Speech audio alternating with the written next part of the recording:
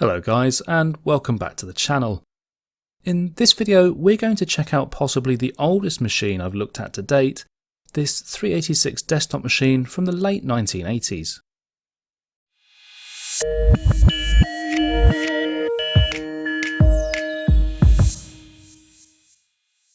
So this is a machine I picked up from an online auction. It was listed on the independent auction platform easyliveauction.com. which is sort of like a search engine for independent professional auctioneers here in the UK. You can quite often catch a bargain if you do a search for the word computer on the site and keep a weather eye out. And as you can see, I picked up this unit with a monitor for just £5. That said, it was a little bit of a gamble. Auctioneers like this are generally in the business of house clearances, so they don't tend to put that much detail on their listings. This one just said it was a Locland computer, though the pictures were a little more telling. Looking at the blown up versions, I could see that the model number had the numbers 386 in it, which was a massive hint that this was a 386 machine. You can also see that the base unit was made by Locland Computers in Scotland.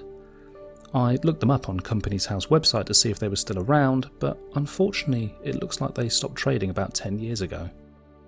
Looking at the named officers on the filings, it looks like the director was a Nabil Kasatli, who was born in 1947, meaning he'll currently be 74 if he's still around. I looked up the address on Google Earth to see if a similar company was trading from there, but it just looks like a little used lot on a rundown industrial estate in Glasgow. It's a shame, as I would have liked to have met Mr. Kasatli and let him know that I was picking up potentially one of his earliest machines. Anyway, what I hadn't realised was that this machine was in Surrey, about a 200-mile drive from my house in North Lincolnshire. Still, it was a nice day, so maybe I'd get the top down on the oh no, wait, it's raining. Back in my workspace, and unfortunately I tripped leaving the auctioneer's premises and managed to drop the monitor, but I clung on tightly to the base unit and here it is safely on the bench. So let's take a look around. Here's that model number sticker in greater detail, and it appears that this is more than likely a 386 machine. It's a really nice desktop class machine with two 5¼ inch bays containing a 5¼ and 3½ inch floppy drive. It also looks like there's a mount here for a further 3½ inch drive, so I might well look at moving that floppy drive over here and installing a CD-ROM drive at some point. It looks like we've got a key lock as well, and fortunately it's in the unlock position because no key came with this machine. Above that you've got the turbo and reset buttons along with turbo, power and hard disk activity LEDs. It's a nicely designed front panel overall. I'm quite surprised to see it has such a glossy finish. Not really a common feature in 80s machines, they were usually quite textured. It definitely looks like it needs a retro bright treatment though, so maybe that's something we'll look at later. Moving round to the back, and we can see we have a standard AT layout, which is in no way surprising. It looks like we've got a controller card with serial and parallel connections, along with a video card with VGA and CGA connectors. The CGA connector is this 9-pin one, but unfortunately I don't currently have a CGA monitor to test it with, so we'll only be testing with the VGA output for now. Overall, the case is in a really good condition. There's a few scuffs down the sides where I suspect it's been stacked on its side on a hard floor, but other than that it's just a little dirty. So let's get inside and see what sort of hardware we've got.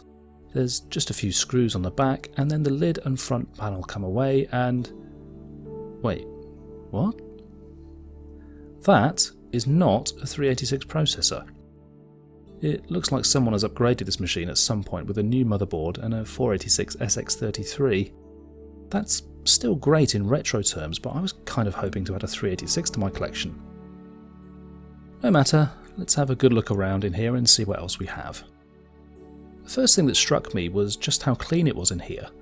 There's a couple of specks of dust here and there, but overall it's in fantastic condition, which says to me it was either well loved by its previous owner, or else just wasn't hardly used at all and spent most of its life in storage. The motherboard looks to support standard ISA as well as VLB cards, though the cards present just use the ISA bus. We've got only the two cards present, the graphics card and a controller card. Around the other side of the power supply we can see a full height 3.5-inch hard disk, along with the 3.5 and 5.25-inch floppy drives at the front. The graphics card looks to be a VG5000 from Diamond Flower. I managed to find some useful information about this card online, and it does look like it can support VGA as well as older EGA and CGA standards. Apparently, with some clever engineering of the dip switches on the back, you can even get dual monitors working using different standards.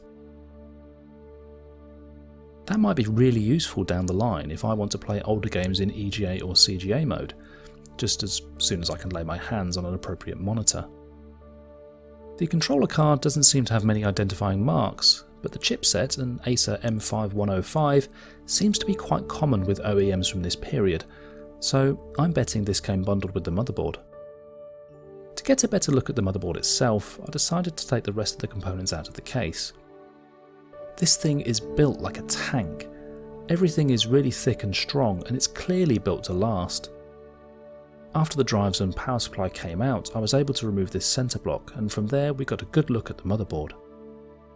It's an MS4131 VLB from MicroStar International, or as we call them today, MSI. The cool thing about this is that my current AMD Ryzen 5900X based system also uses a motherboard from MSI. Things like that do make me chuckle. Looking at the RAM, we've got 4 30-pin slots and a couple of 72-pin slots as well. I suspect that we can only use one or the other, but I'll check that later if I decide to upgrade the RAM. Currently there are 2 chips in the 72-pin slots, but they're not easily identifiable, so I guess I'll have to wait and see what the post says to find out how much memory we have. It also looks like we've got some CPU cache installed here, and the jumper settings on the board tell me that we have 256 kilobytes of cache installed. Wait a minute, what do you think you're doing? Come on, out you come before you ruin the whole motherboard. Now, this motherboard does include a separate header for adding an external battery, but given how I only plan on using this machine for games, it's not really the worst thing if the clock settings are lost when it powers off, so I probably won't bother. The next thing I wanted to do was give the case insides and the front panel a bit of a clean. The innards just got a wipe down with some alcohol, but the front panel got a spritz with this foaming spray cleaner and a good wipe down, because I'm about to retro bright it along with the floppy drive covers and we need it to be sparkly clean. To do this, I've had to come up with a new solution. My last retro project was when we were still living in India, where UV light from the sun was plentiful, but back here in the UK and in the middle of winter there's no such joy. So I've had to look for a way to do this indoors. After a lot of research on forums and YouTube, I've come up with a dual prong solution of using a UV LED growing lamp along with this sous vide machine. The idea being that I submerge the parts in the dilute hydrogen peroxide solution as normal, but the sous vide and the grow lamp replace the heat and UV light from the sun respectively. The sous vide is designed for slow cooking meats in a pan of water, but it will work quite well for this too. Around 50 degrees Celsius seems about right. Now, clearly, I didn't think this through, or I would have been wearing gloves, eye protection, and an apron before trying this, and I would have pre-wrapped the container in foil rather than my rather cumbersome efforts here. If you do decide to do something similar at home, please take this as an example of what not to do, and do a better job than I did. I only managed a couple of hours of this before I had to go out, so obviously I turned it all off rather than leaving it unattended, and the next day I continued it properly with appropriate health and safety steps. I'll tell you what though, it's a real pain to record this. That grow light did not give my camera a warm fuzzy feeling at all. It really didn't like it. So after a total of about 4 hours, this was the result. I'd say this is the best result I've had at retro brighting so far, so I think this method is definitely on the right lines, even if my execution needs a little bit of work.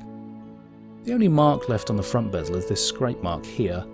I scrubbed and scrubbed this, but I could not shift whatever had rubbed off here. It looks like something else plastic has rubbed hard against it and left some material there. When this happens, it's very difficult to remedy, but I do have a plan to obscure it, which you'll see later in the video. After that, it was just a case of reassembling everything, which went without a hitch other than me struggling to remember which way round the ribbon cables went. I always tell myself to take a photo before I remove them, and I always forget. Nothing left but to see if all my efforts to this point were wasted. Well, that's a relief. The BIOS is dated 1993, which is a little late for a 486, but I'll take it.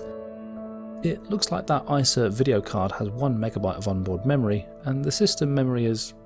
wait, that's weird.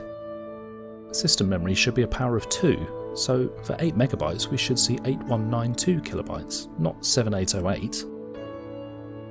A quick Google search shows that this is actually normal for machines of this period. An element of the RAM is lost because older BIOSes can't use the remainder of the first megabyte after the first 640 kilobytes of base memory is counted. So you end up losing 384 kilobytes of RAM. 7808 plus 384 equals 8192, which is what we would expect to see. Yeah, with the battery out it's reset to factory settings, so for now let's just get the floppy drive and hard disk set up. I didn't check which way around the floppy drives were, so let's just take a guess and see if they're recognised. And let's see if that BIOS can auto-detect the hard disk. Oh yeah, 85 megabytes of storage. With those devices set up, we should be able to reboot and see if there's anything stored on the hard disk. And wouldn't you know it, it's got an MS-DOS install. Awesome. Okay, let's see what else we've got installed here. Well, it looks like we've got a version of Windows on there, so let's see if that will load. That's odd. Let's try running it from the Windows directory. Even weirder. I'm not sure what's going on there, but there's no autoexec.bat or config.sys files either, so I'm not sure what's going on. But let's have a look and see what else is installed. Well, whoever owned this machine was a man of culture, I must say. Looks like we've got Wolfenstein 3D installed. We've also got Mavis Beacon Teaches Typing, which is the stuff of legend, but I've never actually used it before. We do get a clue as to the identity of the original owner. Hello Herbert, if you're out there. Okay, so now that we know this machine runs, I do want to make one small adjustment to the hardware before we call it a day. You may have noticed when we opened the machine up that we had no form of sound card installed, so let's remedy that. This Aztec card seems to be a good match in terms of age, and it offers full compatibility with the original Sound Blaster, including a genuine Yamaha OPL3 FM synthesis chip. Aztec produced a whole range of these cards under the Sound Galaxy moniker, and they sold largely to OEMs with only limited success selling direct to consumers. In fact, this is a very similar card to the one in my dad's Packard Bell 486 that he bought in 1994. So it's pretty much what I expect games to sound like on a machine of this era. With that installed, let's test some games.